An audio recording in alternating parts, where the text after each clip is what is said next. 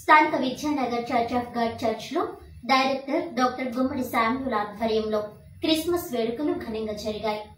మానవుల పట్ల దేవుని కృప, ప్రేమ ఉంటాయని అన్నారు. క్రీస్తు పుట్టుక మానవాళి పాప పరిహారార్థమై శిలువపై మరణించుట కొరకై అని అర్థం చేసుకోవాలని అన్నారు. అనంతరం church of God Sunday school విద్యార్థులు ప్రదర్శించిన పలు సాంస్కృతిక కార్యక్రమాలు అందరినీ ఆకట్టుకున్నాయి.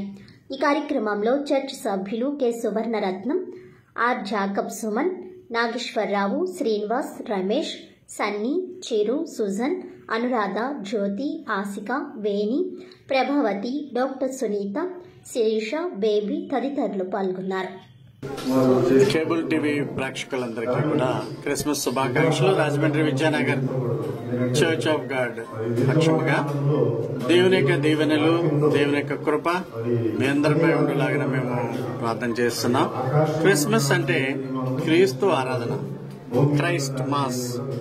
క్రీస్తును ఆరాధించేటప్పుడు ఈ లోకంలో అనేక మంది మనుష్యులు అవలంబించే పద్ధతులు కాక క్రీస్తును ఆరాధించటం అంటే భక్తిపూర్వకంగా ఆత్మతో ఆయన ఆరాధించడం. దేవుడు ఆత్మ కనుక ఆయన ఆరాధించేవారు ఆత్మతో ఆరాధించాలి.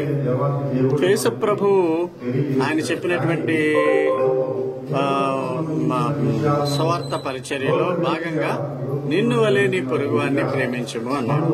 నిన్ను వలె నీ పొరుగువాన్ని ప్రేమించడంలో ప్రపంచమంతా కూడా శాంతి సమాధానాలతో వర్ధిల్లుతుంది. అది ఇతరుల పట్ల ప్రేమ, క్షమాపణ గుణము కలిగి ఉండడం అనేది ప్రతి ఒక్కరు కూడా నేర్చుకోవాలి.